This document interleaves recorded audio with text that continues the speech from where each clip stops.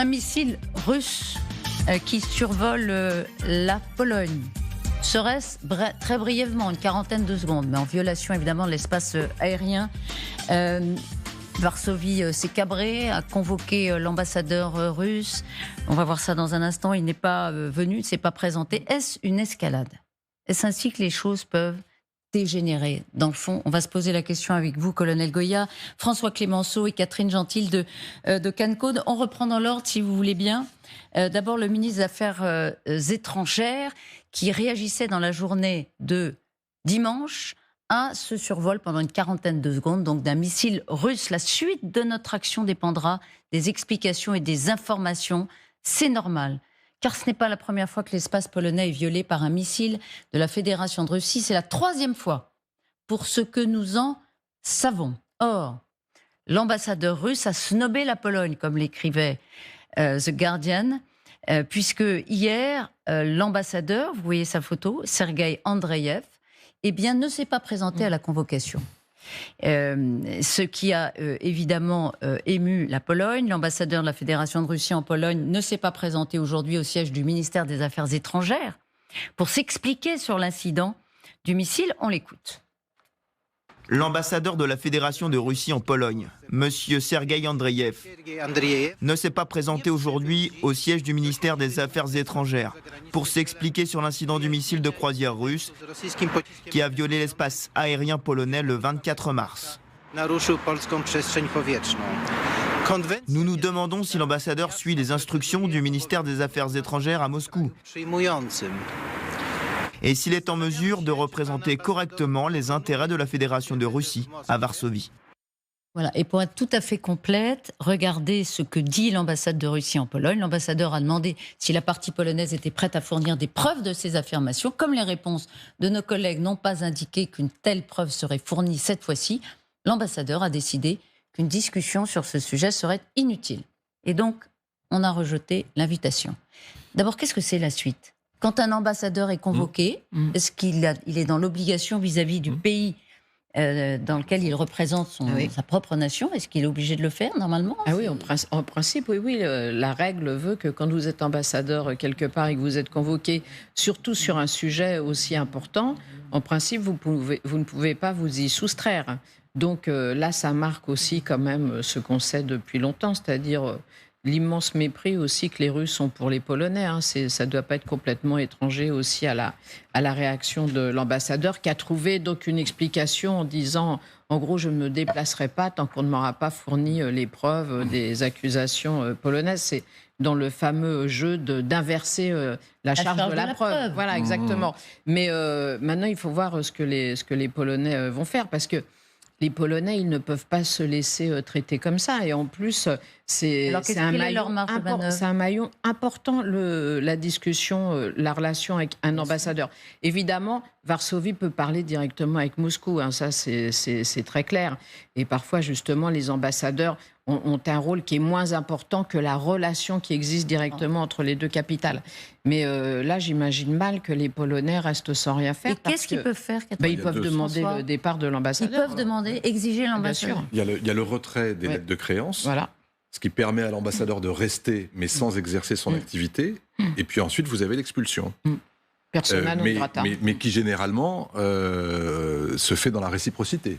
C'est-à-dire que si l'ambassadeur russe est expulsé, ça veut dire que l'ambassadeur polonais sera lui aussi expulsé de Moscou pour revenir pour consultation, comme on dit, dans son pays. Et donc là, ça veut dire que vous entrez dans un jeu où vous êtes quand même dans une phase ou une pré-phase de rupture des relations diplomatiques, ce qui quand même pose un vrai problème.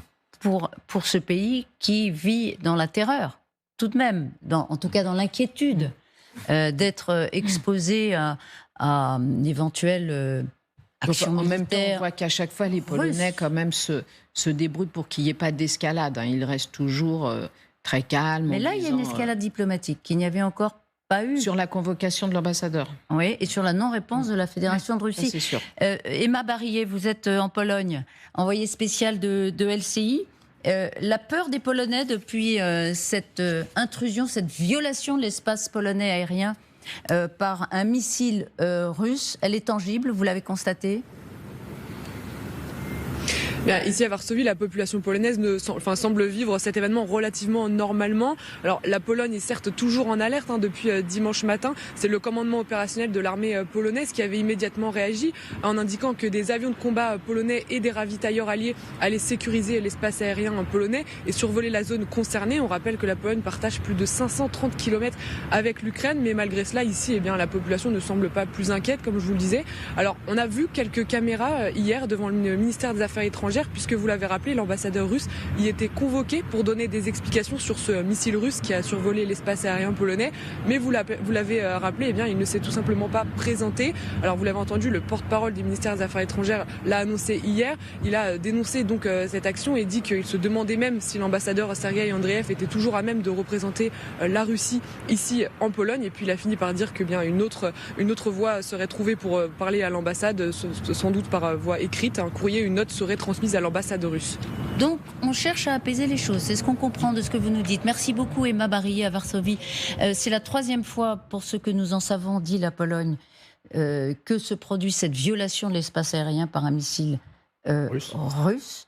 Test, Moscou teste ou Moscou se trompe de trajectoire? Oui, je pense pour l'instant que c'est plutôt dans le cas présent, c'était quand même ça, quoi. C'est-à-dire qu'on a un missile qui longe la frontière. Quand les Russes lancent une campagne de frappe de missiles, une salve de missiles sur l'Ukraine, quand vous regardez les trajectoires, ils cherchent surtout à éviter les défenses aériennes ukrainiennes, donc ça part un peu dans tous les sens. Et pour attaquer dans la direction de Lviv, vous avez beaucoup de ces missiles qui longent la frontière polonaise. Et donc là, concrètement, quand on regarde, oui, on voit il y a une petite poche polonaise qui était sur la trajectoire, qui a été franchie pendant 40 secondes. Mais pardon, vous trouvez que c'est banal, c'est normal, c'est inévitable? 40 secondes pour rectifier sa trajectoire, c'est beaucoup, c'est le temps qu'il faut? Non, elle n'a pas rectifié. Le missile a continué, puis il est rentré en Pologne, puis il est ressorti de Pologne. Et ce que voyaient les Polonais aussi, bien évidemment, ils suivent ça de très près. Si le missile avait pénétré à l'intérieur du territoire polonais, là, on aurait effectivement eu quelque chose de beaucoup plus, de manifestement délibéré. Le missile aurait été incontestablement détruit, certainement. On aurait été sur quelque chose de beaucoup plus grave. Là, les Russes peuvent plaider à bon droit un peu l'accident ou l'erreur. Ils auraient pu le faire par la voie de l'ambassadeur. Oui. Et ils ont décidé de ne pas le faire. Ils auraient pu aller s'excuser. Dans ce genre de choses, généralement, ce qui se passe, c'est que celui qui a commis cette erreur, on va dire, s'excuse. Il dit, et on essaie d'arranger les choses en disant, c'est juste un incident, il n'y a pas de volonté délibérée d'agresser, même si dans le fond, peut-être, effectivement... Pourquoi ils ne font pas Mais là, ils ne font pas. Et pourquoi Pourquoi ils décident de laisser de la tension extrême entre les deux capitales, au lieu d'aller dire quelque chose de simple parce que finalement, militairement, assez banal. Ça leur permet de nier d'une certaine façon les Russes. Ils disent aux Polonais, prouvez-nous que notre missile est bien passé durant. Mais ils ne veulent pas, par exemple, montrer une faiblesse. Non. Ils ne veulent pas montrer qu'ils peuvent s'être ils veulent que trompés. le rapport de force leur soit favorable. Oui. Et puis surtout parce que la Pologne est un pays de l'OTAN. Et qu'aujourd'hui, les relations entre la Russie et l'OTAN, et singulièrement le grand pays de l'OTAN qui se trouve à la frontière ukrainienne, c'est la Pologne. Donc on ne va pas discuter avec les Polonais. Ça n'a pas pour la diplomatie russe, et même pour les services, pour l'armée.